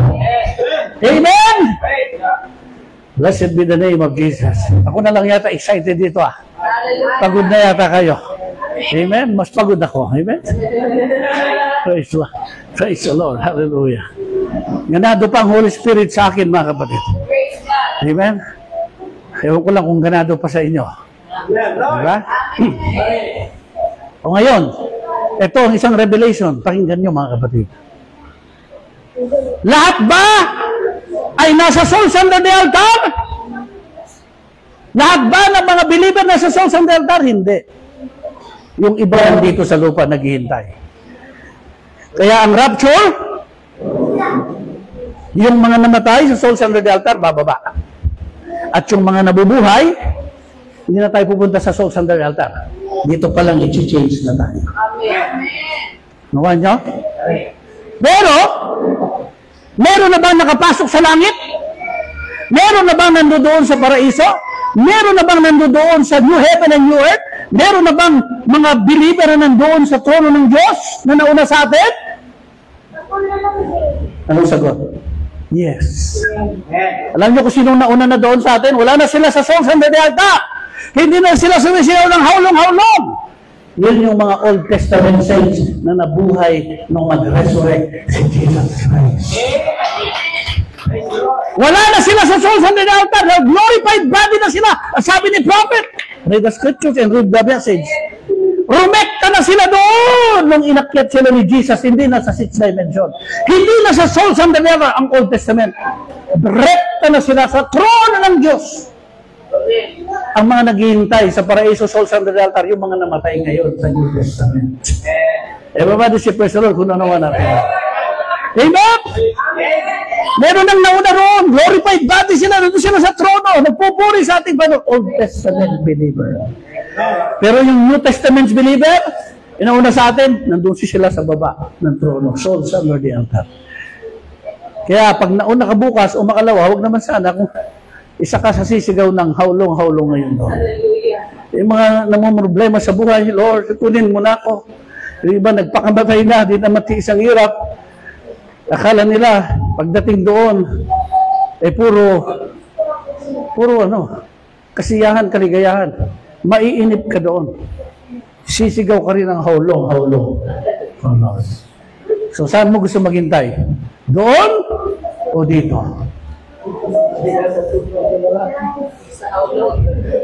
Sa haulong kayo maghintay? Pwede rin yan. Baka ipagkalong-biro dyan. Pero sabi ng iba, dito kami maghintay sa pagkabuhay ng maguli. Di ba? Doon, ang sabi ni Branham, makikita mo pero hindi mo makakamayan. Kasi celestial. Hindi mo siya mahawakan. Nakikita mo mukha, mag-uusap kayo pero hindi mo siya pwede. Kasi walang katawan. Spirito at kaluluwa lang yun. Sabi ni prophet, di mo mahawakan. Maaaring sabihin nyo, sabi ni prophet, nagpunta siya roon, nahawakan niya sila. Sabi niya, parang genuine, parang real, nahawakan ko sila nakakap, pero hindi. Sabi ni prophet. Ang Holy Spirit nagre-reveal sa kanyang mensahe ngayong gabi. Mga kapatid, napakadaming revelation ang ibinigay ng Holy Spirit sa pamamagitan ng mensahe sa gabi ito, mga kapatid. Praise God. Na kung titignan ninyo, kung inyong tatanggapin ito ng mayroong buong pananampalataya, it will give you the rapturing faith, mga kapatid. Bibigyan ka nito ng tinatawag na rapturing faith. Bakit? Sapagkat ang mga mensaheng ito ng kapahayagan, ang purpose ay pahinugin ang iyong pananampalataya. Amen. Hindi lang pahinugin, kundi pabungahin. Kasi pwedeng mukhang hinog ka, pero wala kang laman. Yun yung palay. Hinog! Golden brown! Pero lapitan mo, walang laman. Maaring, baka ganun ka. Mukha kang hinog. Mukha kang matagal na sa mensahe. Mukha kang matagal na Kristiyano. Pero gaano kalaman ang pananampalataya mo? Amen? Hindi yung mukha kang hinog. Hindi yung mukha tayong Kristiyano. Hindi yung mukha tayong believer. Yun talagang genuine tayo. Sapagkat maraming peke Kristiyano. Maraming peking pastor. Pangit ang ugali. Mukhang Kristiyano ang damit. Mukhang Kristiyano ang kasuotan. Mukhang Kristiyano ang buhok. Mukhang Kristiyano ang panlabas. Pero lilit ang ugali, napakasama, napakapangit. See? Mukhang Kristiyano. Pero hindi genuine Christian. Tama? Ganun din sa mga mangaral. Mukhang mangaral. Mukhang preacher. Pero pagdating sa ugali, mga kapatid, napakasama. Amen? Mandurugas. Manlalamang. Amen? Kurap sa pera. Sinungaling. Mapanira. Pero mangaral. Pagpipit sa likod ng pulpito. Magdadala ng Bible. Magdadala ng mensahe. Magkiklaim na message believer. Pero ang ugali, masahol pa sa isang masama, mamamatay tao at makasalanan mga sinungaling at lasinggong tao. Mas mabuti bang kasama yung lasenggo kaysa sa isang Kristiyano at mangaral na napakapangit ng ugali. Pansin nyo mga kapatid, diretsahan magsasalita ang Holy Spirit sa atin. Amen? Hindi ko sinasabing mabuti ang ugali ko, magandang ugali ko, but I can say, I am a genuine. Genuine ako makitungo sa tao. Walang peke, walang pakunwari. Mga kapatid. Isa lang ang kulay na dala ko. Hindi yung nakangiti, tapos sa likod. Hindi. Amen? Praise God. Doon mo makikita, mga kapatid, sa brotherly love at brotherly kindness. Ang tunay na ugali ng isang Kristiyano. Amen? Dadamayan at tutulungan ka niyan sa oras ng iyong kagipitan. Hindi ka niya niiwanan. Kasi brotherly kindness. Brotherly love ang nasa kanya. Wala siyang kapaitan sa kanyang puso. Wala siyang galit, tampo, o paninira laban sa iyo. Kahit nakikita niyo yung mga kasalanan at mali mo, nananaig pa rin sa kanyang divine love. Para sa iyo. Amen? Palagi kanyang kakamayan tuwing service ng mainit na kamay at pagbati. Palagi kanyang sasabihin ng I love you in the love of the Lord. At walang pakunwari yun. Amen? Palagi kanyang ngingitian ng genuine ng ngiti at hindi peke. Amen. Praise the Lord. Tama? Dahil kung peke ang ugali mo, peke ang iyong karakter, ikaw ay isang peke na mananampalataya. Hindi ka tunay. Amen. Kahit nabautismo ka pa sa pangalan ni Jesus, kahit mahabang buhok mo, kahit mahabang damit mo, kung ang ugali mo, hindi ka mapakisamahan ng mga tao, ng mga hindi Kristiyano at mananampalataya, there is something wrong with you. Amen. Kailangan mabago ka ng ating Panginoon sa Kristo. Kapatid. Amen? Hallelujah.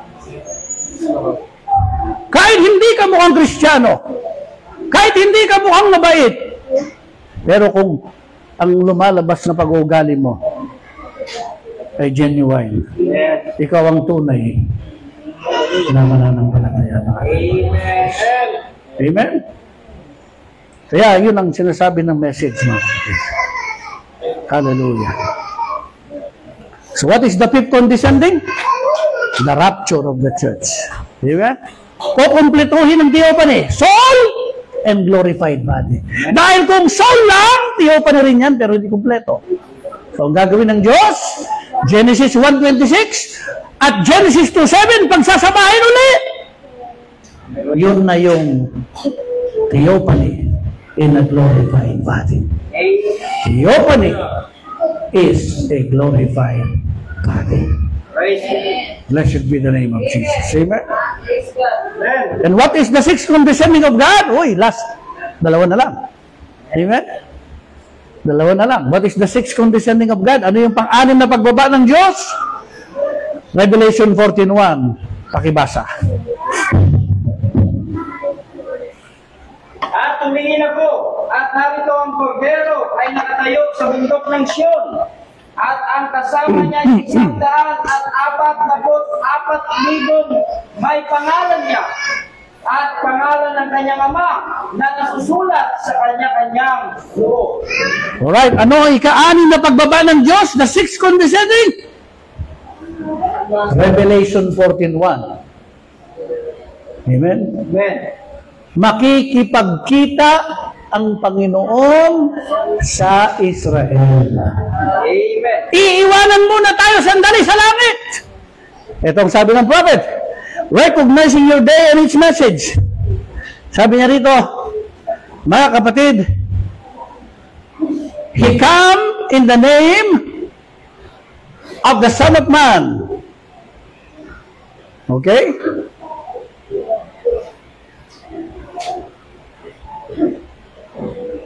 When Jesus came to the earth, He came in the name of His three sons' name. Son of Man, which is the prophet.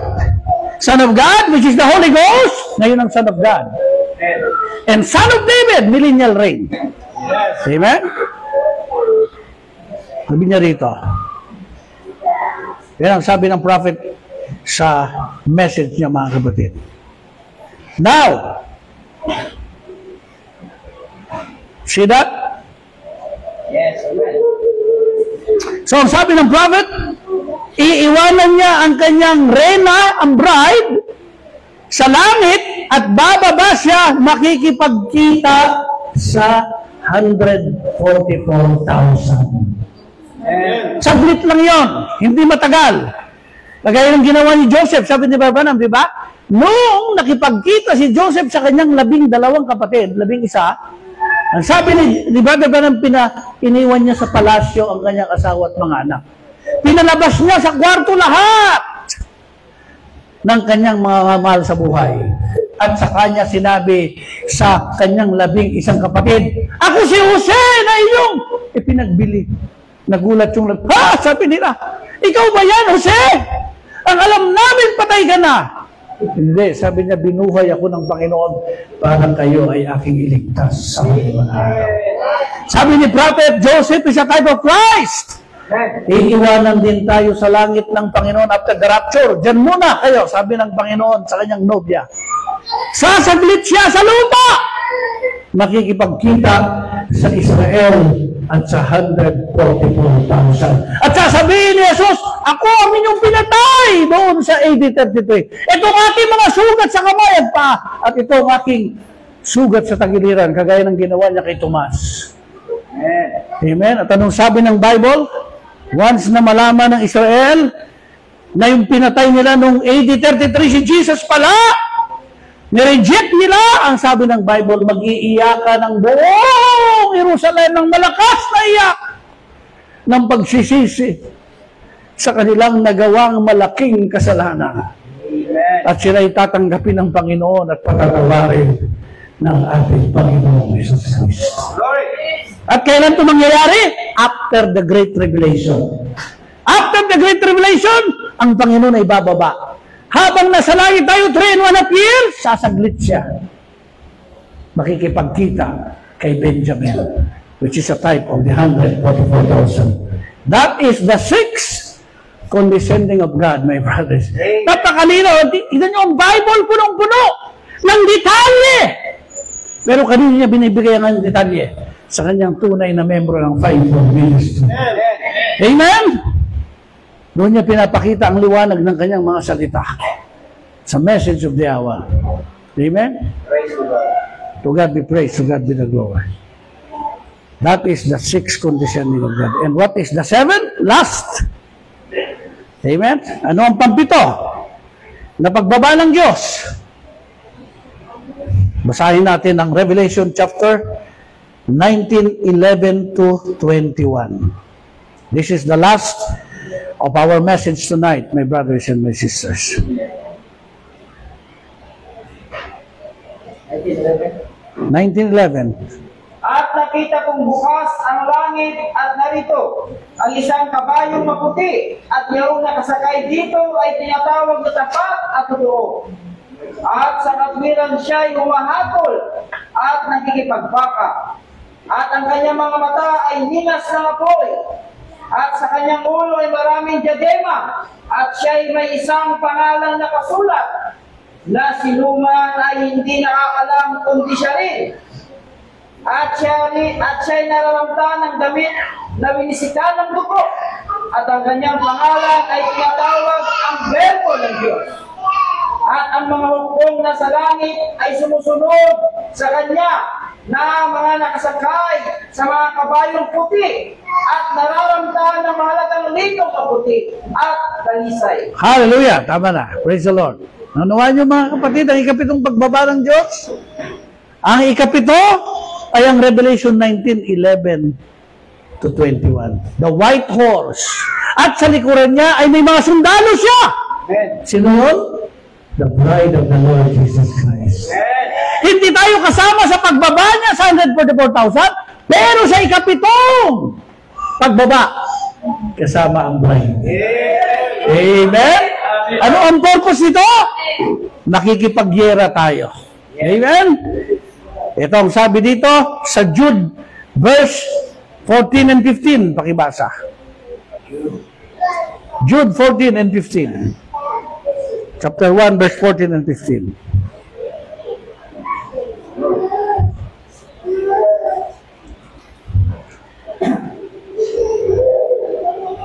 At ang mga ito naman ang inihinulaan ni Enoch na ikapito sa bilang mula kay Adam na nagsabi, narito, dumating ang Panginoon na kasama ang kanyang mga See? salak sanggunan Amen. upang isagawa ang paghukom sa lahat Oh my. at upang sumbatan ang lahat ng masasama sa lahat ng kanilang mga gawang masasama na kanilang ginawang may kasamaan at sa lahat ng mga bagay na magbibigat na sinalita laban sa kanya ng mga makasalanang masasama. Oh my. 7 condescending is Jude 1:14 to 15. Nakita din ni Enoch. Doon pa lang sa Genesis, he saw the 7 condescending. Amen. Amen. Hallelujah. Ipinakita ng Diyos kay Enoch na ang Panginoon ay darating kasama ang kanyang laksa-laksang mga banal. Oh, hallelujah. Revelation 19:11 to 21, my brothers and my sisters. At anong sabi ng prophet? Ang Revelation 19 at Jude 14 and 15 ay fulfillment din ng Zechariah 12:9 to 14. Pakinggan natin. Diyan pa ba kayo? Amen. Oh my. Hallelujah. Thank you, Jesus. Huwag niyo akong patatayon sa pulpiting ito. Talagang dadaloy ang kapahayagan ng Espiritu Santo mula sa pulpitong ito sa inyo, mga kapatid. I don't care na magsawa kayo sa pakikinig. Dahil ang sabi naman ng Bible, dapat nag-overflow sa inyo ang anointing. Hindi kayo bitin, hindi kalahati, puno, hindi 1/4. Nag-uumapaw dapat ang salita ng Diyos at ang langis sa inyong sisidlan. Amen? Praise God. Go ahead, basa. 12:9 to 14. At mangyayari sa araw na iyon na aking pagsikapang gibain ang lahat ng mga bansa na naparoon laban sa Jerusalem. At aking bubuhusan ang sambahayan ni David at ang mga mananaang sa Jerusalem ng Espiritu na biyaya at ng daing. At sila'y magsisitingin sa akin na kanilang pinalagpasan at kanilang tatangisan siya na gaya ng pagtangis ng bukong na anak at magiging kapanglawan sa kanya na parang kapanglawan sa kanyang pangalan. Sa araw na yaon ay magkakaroon ng malaking pagtangis sa Jerusalem na gaya ng pagtangis sa Adad ni Rimon na Libis at Megiddo, at ang lupain ay tatangis. Bawat angkan ay bukod, ang angkan ng sambayanan ni David ay bukod, at ang kanilang mga asawa ay bukod. Ang angkan ng sambayanan ni Nathan ay bukod, at ang kanilang mga asawa ay bukod. Ang angkan ng sambayanan ni Levi ay bukod, at ang kanilang mga asawa ay bukod. Ang angkan ni Simeon ay bukod, at ang kanyang mga asawa ay bukod. Ang lahat ng angkan na labi, bawat angkan ay bukod, at ang kanilang mga asawa ay... Thank you. Kita nyo? Yung 7 condescending pagbaba ng Diyos, 2 bagay ang kanyang gagawin. Bubuhusan niya ng blessing ang Israel. At ipagtatanggol niyang Israel sa gyera laban sa Battle of Armageddon. Amen. Kasama tayo roon, mga kapatid. Praise God. Sa Battle of Armageddon, kasama tayo na magtatanggol sa Israel. Sa ikapitong pagbaba ng Diyos, kasama ang kanyang nobya. Ididepensa natin ang Israel sa Battle of Armageddon, gaya ng sinasabi sa Zechariah 14:1. Pakinggan natin, mga kapatid, bago tayo tuloy magsara. Amen. Zechariah 14:1, tuloy-tuloy.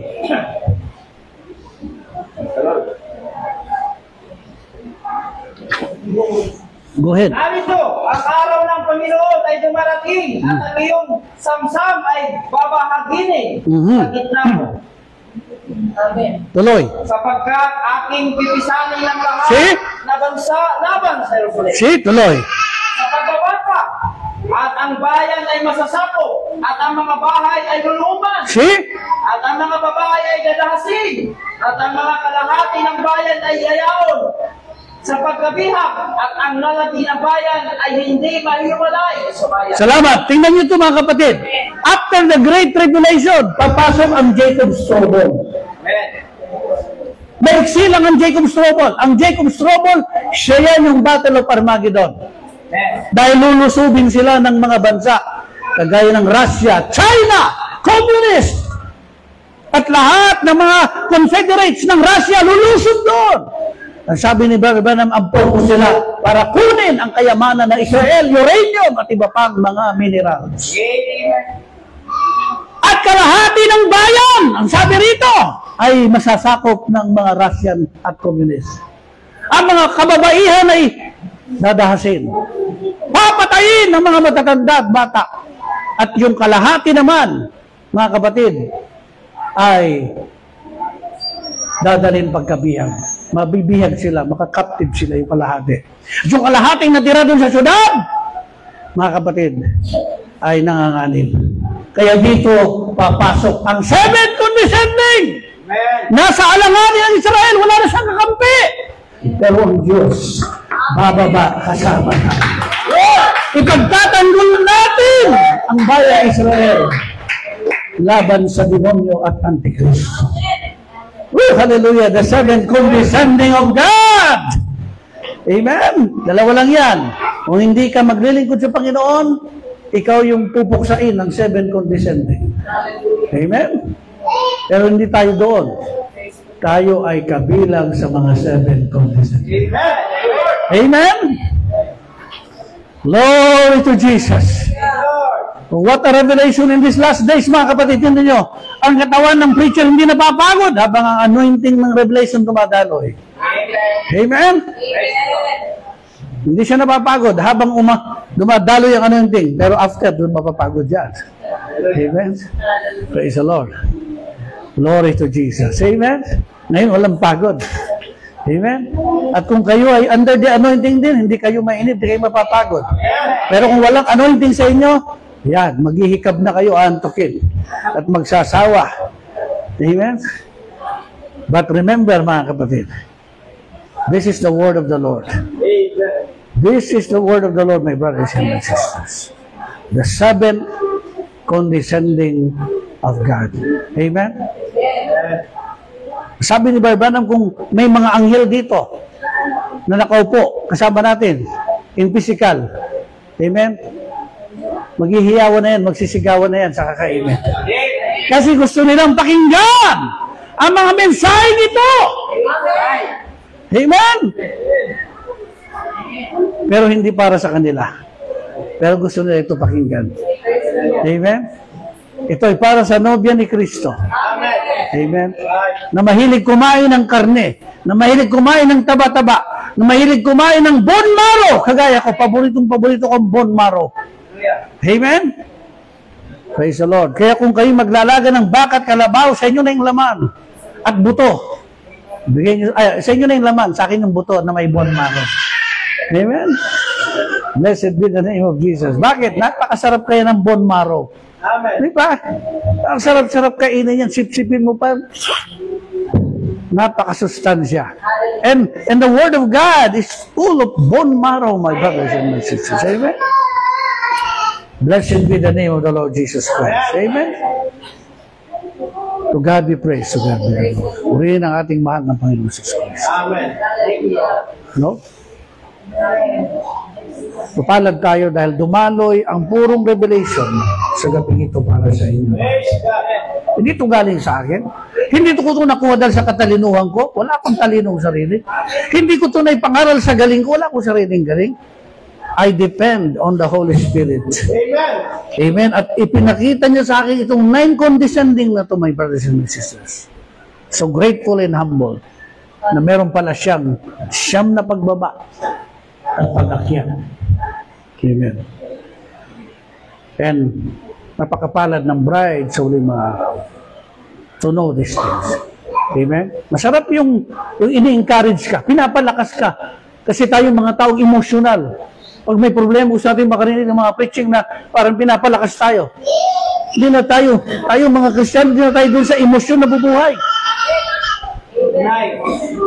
Hindi na tayo kagaya ng mga Kristiyanong bata na kailangan palakasin, kailangan i-encourage, kailangan i-hype, kailangan sabihin na i-bless ka ni Lord.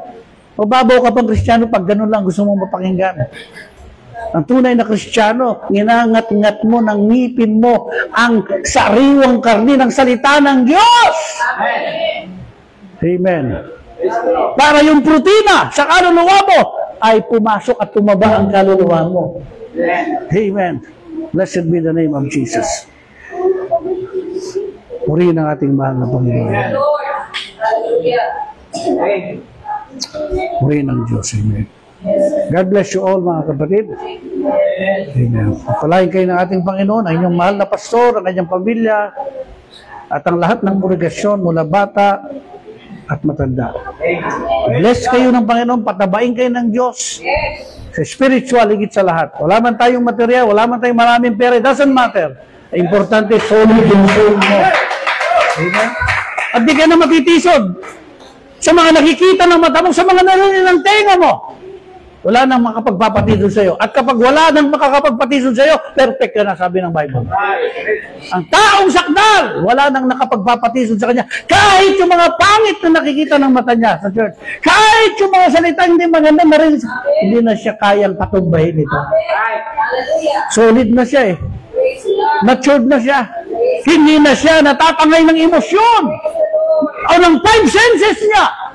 Kasi tumagos na yung Holy Spirit at soul, at ang Holy Spirit saka Word of God sa soul niya. Amen. Pero kung hindi pa tumatagos sa soul, hanggang dito lang sa flesh, hanggang dito lang sa spirit, yun. Masaya-sayaw ka sa church, pasigaw-sigaw, masaya ka, pag-upo ng bahay, problematic ka. Why? Nabubuhay ka lang sa emosyon at anointing sa flesh at sa spirit.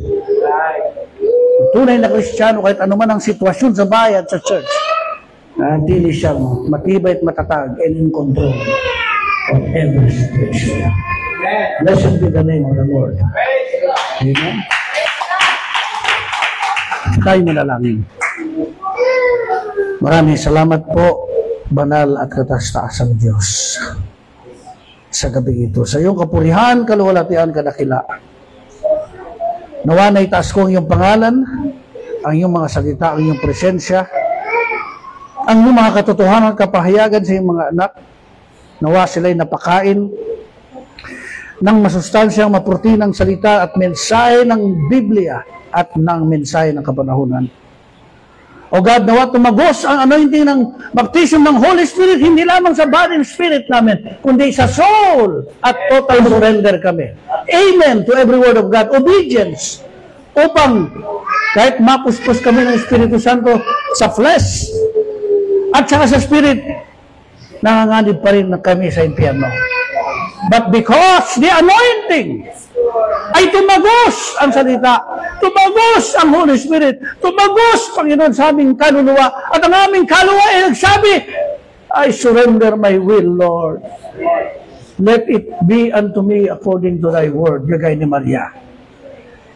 So be it, Father. Help me, Lord. Kung may makita kang kahinaan at pagkukulang sa akin, thou knowest my heart, Lord. I want to obey you. I want to follow you. I want to submit everything to you, Father. God bless, Lord Jesus Christ, the little bride in this place. The pastor and the family. The officers, the members, mula kalitlitan hanggang sa matanda. In the mighty name of our Lord and Savior Jesus Christ. Amen. Amen.